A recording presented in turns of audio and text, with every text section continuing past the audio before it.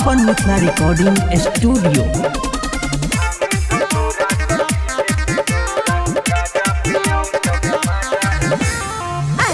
शादी का दोसर नहीं बूझू, भला अपन घर के नौकर नहीं बूझू। शादी का दोसर नहीं बूझू, भला अपन घर के नौकर नहीं बूझू।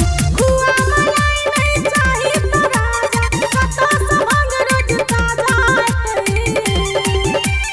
भांग धतूरा सखी हेते गौरा, गाजा पियो तब मजा एते। भांग धतूरा सखी हेते गौरा, गाजा पियो तब मजा एते।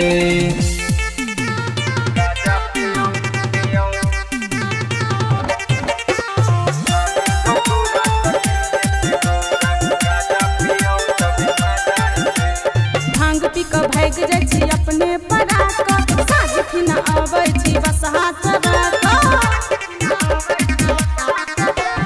घर में बैठल ने अहाँ बुझै छी, दुनिया के हम ही हिसाब करै छी। हम सोचलियै हमर बलमुआ देश के बड़का राजा हेतै।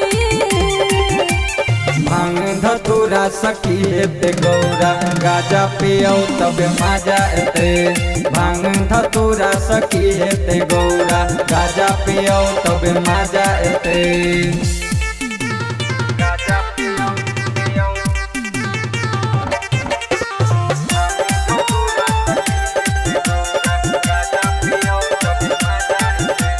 बसहा के खूटी में फंस गेले अचरा, मार के सिंह से चीर देलक बजरा।